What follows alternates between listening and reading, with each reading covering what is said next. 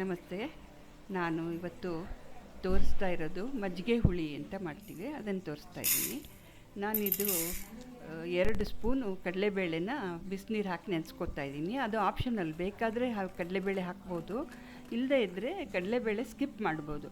ನನಗೆ ಜಾಸ್ತಿ ಒದಗಬೇಕಾಗಿದೆ ಸಾಂಬಾರು, ಅದಕ್ಕೋಸ್ಕರ ನಾನು ಸ್ವಲ್ಪ ಕಡಲೆಬೇಳೆನ ಹಾಕ್ಕೋತಾ ಇದ್ದೀನಿ. ಈಗ ಬೂದುಗುಂಬಳಕಾಯಿದು ಮಜ್ಜಿಗೆ ಹುಳಿ ತೋರಿಸ್ತಾ ಇರೋದು ನಾನು.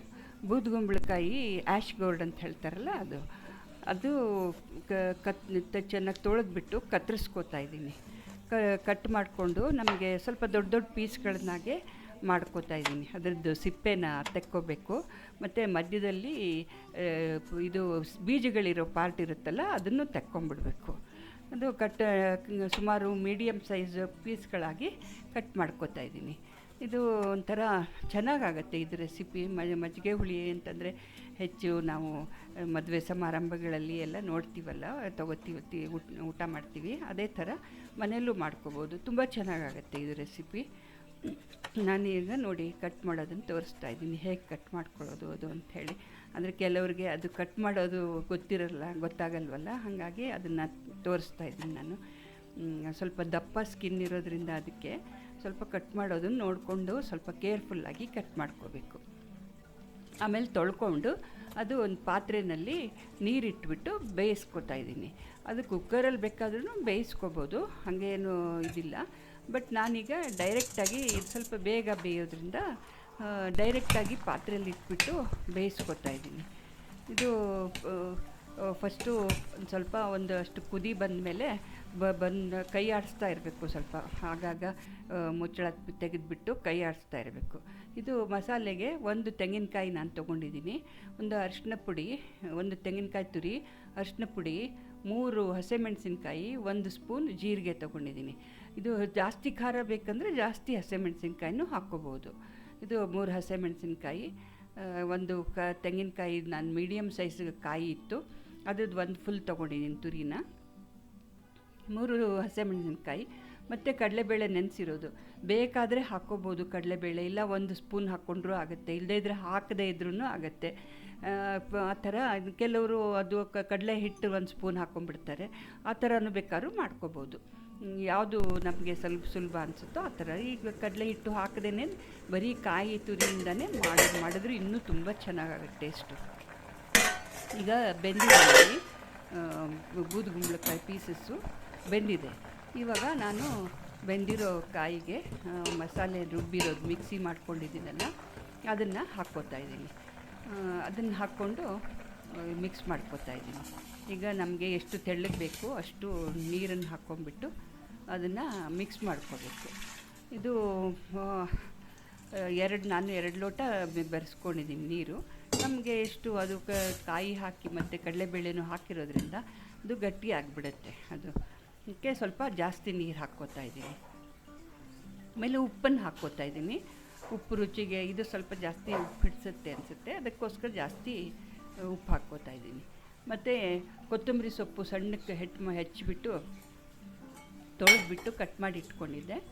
ಕೊತ್ತಂಬರಿ ಸೊಪ್ಪನ್ನು ಹಾಕ್ಕೊಂಡು, ಇದ್ರದ್ದು ಇಂಪಾರ್ಟೆಂಟ್ ಏನಂತ ಹೇಳಿದ್ರೆ ಮಜ್ಜಿಗೆ ಹುಳಿದು, ಇದು ನಾವು ಮಸಾಲೆ ಹಾಕ್ತೀವಲ್ಲ, ಹಾಕಾದ್ಮೇಲೆ ಅದನ್ನು ಕೈ ಬಿಡಬಾರ್ದು, ಕಂಟಿನ್ಯೂಸ್ಸಾಗಿ ಇದು ಸೌಟಿಂದ ಇದು ಮಾಡ್ತಾ ಇರಬೇಕು, ಕಲಿಸ್ತಾ ಇರಬೇಕು, ಕೈ ಆಡಿಸ್ತಾ ಇರಬೇಕು. ಇಲ್ಲದೇ ಇದ್ದರೆ ಅದು ಏನಾಗ್ಬಿಡುತ್ತೆ, ಕಾಯಿ ತುರಿ ಎಲ್ಲ ಮೇಲೆ ನಿಂತ್ಕೊಂಡ್ಬಿಡುತ್ತೆ, ಕೆಳಗಡೆಯಲ್ಲೆಲ್ಲ ನೀರು ನಿಂತ್ಕೊಂಡ್ಬಿಡುತ್ತೆ, ಆ ಥರ ಆಗಿಬಿಡುತ್ತೆ. ಅದಕ್ಕೆ ಕಂಟಿನ್ಯೂಸ್ ಆಗಿ ಬಿಡದೇನೆ ಕೈ ಆಡಿಸ್ತಾ ಇದ್ದರೆ ಮಜ್ಜಿಗೆ ಹುಳಿ ಚೆನ್ನಾಗಿ ಬರುತ್ತೆ. ಇದು ಈ ಥರ ಇವಾಗ ಕೈ ಆಡಿಸ್ಕೊತಾ ಇದ್ದೀನಿ. ಕುದಿ ಬರೋ ತನಕನೂ ಕೈ ಆಡಿಸ್ಕೋಬೇಕು ಅದನ್ನು. ಕುದಿ ಬರೋಕ್ಕೆ ಶುರು ಆದಮೇಲೆ ನಿಧಾನವಾಗಿ ಇದೇನು ಜಾಸ್ತಿ ತಿಳಿಸಾರು ಎಲ್ಲ ಕುದಿಸ್ತೀವಲ್ಲ ಆ ಥರ ತುಂಬ ಏನು ಕುದಿಸ್ಬೇಕಾಗಿಲ್ಲ. 1-2-3 ಕುದಿ ಬಂದ ತಕ್ಷಣ ಇದಕ್ಕೆ ನಾವು ಮೊಸರು ಇರುತ್ತಲ್ಲ ಅದನ್ನು ನಮಗೆ ಎಷ್ಟು ರುಚಿಗೆ ತಕ್ಕಷ್ಟು ನಾನು ಒಂದು ಅರ್ಧ ಲೋಟದಷ್ಟು ಮೊಸರನ್ನು ಚೆನ್ನಾಗಿ ಬೀಟ್ ಮಾಡಿಬಿಟ್ಟು ಅದನ್ನು ಗಟ್ಟಿ ಮಜ್ಜಿಗೆ ಮಾಡಿ ಇಟ್ಕೊಂಡಿದ್ದೀನಿ. ಇದು ಕುದಿ ಬಂದಮೇಲೆ 1-2-3 ಕುದಿ ಬಂದಮೇಲೆ ಒಂದು 3-4 ಕುದಿ ಬರುತ್ತೆ ಸಾಧಾರಣ. 3-4 ಕುದಿ ಬಂದಮೇಲೆ ಅದು ಬೆಂದ್ಕೊಂಡಿರುತ್ತೆ. ಮಿಕ್ಸ್ ಆಗಿರುತ್ತೆ. ಹಾಗಾಗಿ ಇವಾಗ ಅದಕ್ಕೆ ಮಜ್ಜಿಗೆ ಮಾಡಿಟ್ಕೊಂಡಿದ್ದೀನಲ್ಲ ಗಟ್ಟಿ ಮಜ್ಜಿಗೆನ, ಅದನ್ನು ಮಜ್ಜಿಗೆನ ಆ್ಯಡ್ ಮಾಡಿಬಿಟ್ಟು ಅದನ್ನು ಗ್ಯಾಸ್ ಆಫ್ ಮಾಡಿಬಿಟ್ಟು ಬಿಟ್ಬಿಡ್ಬೇಕು. ಇವಾಗ ಮಜ್ಜಿಗೆ ಹುಳಿ ರೆಡಿ ಆಯಿತು ನೋಡಿ. ಇದು ಒಂಥರ ತುಂಬ ಚೆನ್ನಾಗಿ ಯೂನಿಕ್ ರೆಸಿಪಿ. ಇದು ಒಂಥರ ತುಂಬ ಚೆನ್ನಾಗಾಗುತ್ತೆ. ಹೆಚ್ಚಾಗಿ ಮದುವೆ ಮನೆಗಳು ಫಂಕ್ಷನ್ಗಳಲ್ಲೆಲ್ಲ ಮಾಡ್ತಾರೆ ಇದನ್ನು. ನಾವು ಮನೆಯಲ್ಲೂ ಹಾಗೇ ಮಾಡಿಕೊಂಡು ಊಟ ಮಾಡಿದ್ರೆ ತುಂಬ ಚೆನ್ನಾಗಾಗತ್ತೆ. ಅನ್ನಕ್ಕೆ ಈ ಬೂದುಗುಂಬಳಕಾಯಿ ಹಾಕಿ ಮಾಡಿದರೆ ಅಂತೂ ನಮಗೇನು ನಂಚ್ಕೊಳ್ಳೋದಕ್ಕೆ ಸೈಡ್ ಡಿಶ್ ಏನೂ ಬೇಕಾಗಿಲ್ಲ. ಈಗ ಮುಚ್ಚಿಟ್ಬಿಟ್ಟೆ ನೋಡಿ. ಈಗ ಮಜ್ಜಿಗೆ ಹುಳಿ ನಮ್ಮದು ತಯಾರಾಯಿತು. ಇದು ಒಂಥರ ಚೆನ್ನಾಗಿರುತ್ತೆ. ನೀವು ಒಂದು ಸಲ ಮಾಡ್ಕೊಂಡ್ಬಿಟ್ಟು ಹೇಗಾಗಿತ್ತು ಅಂತ ನನಗೆ ಹೇಳಿ. ಮಾಡ್ಕೋತೀರಾದರೆ ಅಥವಾ ಇನ್ನು ಹೇಗೆ ಮಾಡ್ತೀರಾ ನೀವು ಡಿಫ್ರೆಂಟ್ ಮೆಥಡಲ್ಲಿ ಏನಾದರೂ ಮಾಡ್ತೀರಾ ಹೇಳಿ, ನನಗೆ ಕಮೆಂಟಲ್ಲಿ ತಿಳಿಸಿ. ಈಗ ಇನ್ನೊಂದು ರೆಸಿಪಿ ನಾನು ತೋರಿಸ್ತಾ ಇದ್ದೀನಿ. ಅದು ಕೊತ್ತಂಬರಿ ಸೊಪ್ಪಿನ ಚಟ್ನಿ. ಅದು ನಾವು ತಿಕ್ಕಟ್ ಮಿಕ್ಕಟ್ ಅಂತ ಹೇಳ್ತೀವಿ, ಅದಕ್ಕೆ ಕರಿತೀವಿ. ಅದು ತುಂಬ ಸುಲಭ ಈಸಿ ರೆಸಿಪಿ ಇದು.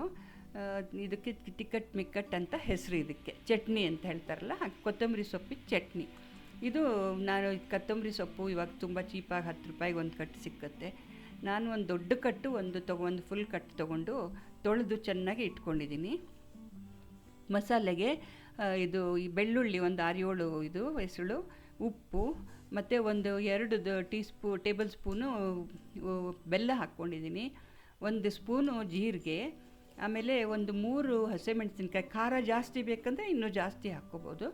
ಇದು ಒಂದು ಗೋಲಿಗಿಂತ ಸ್ವಲ್ಪ ಜಾಸ್ತಿ ಹುಣಸೆಹಣ್ಣು ನೀರಲ್ಲಿ ನೆನೆಸಿ ಇಟ್ಕೊಂಡಿದ್ದೀನಿ. ಇದನ್ನೆಲ್ಲ ಮಿಕ್ಸರಲ್ಲಿ ಹಾಕ್ಕೋಬೇಕು.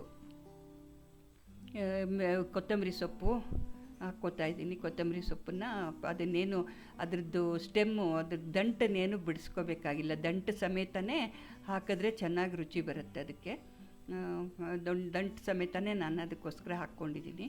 ಅದನ್ನು ಚೆನ್ನಾಗಿ ತೊಳ್ಕೊಂಬಿಟ್ಟು ಇಟ್ಕೊಂಡ್ರೆ ಆಯಿತು. ಎಲ್ಲ ಸ್ವಲ್ಪ ಬಿಡಿಸ್ಕೊಂಡು ಇಟ್ಕೊಂಡ್ರೆ ಆಯಿತು ಅಷ್ಟೇ.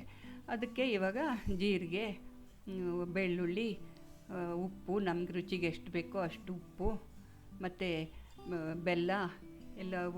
ಬೆಳ್ಳುಳ್ಳಿ ಇದು ನೋಡಿ ಒಂದು 6-7 ಪೀಸ್ ಹಾಕ್ಕೊಂಡಿದ್ದೀನಿ ನಾನು. ಉಪ್ಪು ನಮಗೆ ಎಷ್ಟು ರುಚಿಗೆ ಬೇಕೋ ಅಷ್ಟು ಉಪ್ಪು ಮತ್ತು ಬೆಲ್ಲ. ಆಮೇಲೆ ಹಸಿಮೆಣಸಿನ್ಕಾಯಿ ಸ್ವಲ್ಪ ಖಾರವಾಗಬೇಕಂದ್ರೆ ಸ್ವಲ್ಪ ಜಾಸ್ತಿ ಹಸಿಮೆಣಸಿನ್ಕಾಯಿ ಹಾಕಬೇಕು. ನಾನು ನಮ್ಮ ಮನೇಲಿ ಖಾರ ಜಾಸ್ತಿ ಇಷ್ಟಪಡಲ್ಲ ಅಂದ್ಬಿಟ್ಟು ಬರೀ ಒಂದು 3 ಮೆಣಸಿನ್ಕಾಯಿ ಮಾತ್ರ ಹಾಕ್ಕೊಂಡಿದ್ದೀನಿ. ಮತ್ತು ಇದು ಹುಣಸೆ ಹಣ್ಣಿನ ನೀರು. ಇದು ಒಂದು ಸ್ವಲ್ಪ ಬೇಕಾದ್ರೆ ಒಂಚೂರು ನೀರನ್ನು ಹಾಕ್ಕೊಂಬಿಟ್ಟು ರುಬ್ಕೋಬೋದು. ಇದು ಒಂದು ಸಲ ಸ್ವಲ್ಪ ರುಬ್ಕೊಂಡು ಅದು ಸ್ವಲ್ಪ ಗಟ್ಟಿ ಅನಿಸ್ತು ಅಂತ ಅನಿಸಿದ್ರೆ ಒಂದು ಸ್ವಲ್ಪ ನೀರನ್ನು ಹಾಕಿಬಿಟ್ಟು ರುಬ್ಕೋಬೇಕು. ಅದು ಈ ಥರ ಚಟ್ನಿ ಮಾಡಿಕೊಂಡು ನಾವು ಪಾನಿಪುರಿನೋ ಏನೋ ತಿಂತೀವಿ ಅಂತಂದರೆ ಅದಕ್ಕೂ ಆ್ಯಡ್ ಮಾಡ್ಕೊಂಡು ತಿನ್ಬೋದು. ಸೈಡ್ ಡಿಶ್ ಆಗಿ ಯೂಸ್ ಮಾಡ್ಬೋದು. ಬ್ರೆಡ್ಡಿನ ಮೇಲಕ್ಕೆ ಹಾಕಿ ಸ್ಯಾಂಡ್ವಿಚ್ ಥರ ಮಾಡಬೇಕು ಅಂದರೆ ಅದಕ್ಕೂ ಯೂಸ್ ಮಾಡ್ಬೋದು ಇದನ್ನು. Thank you.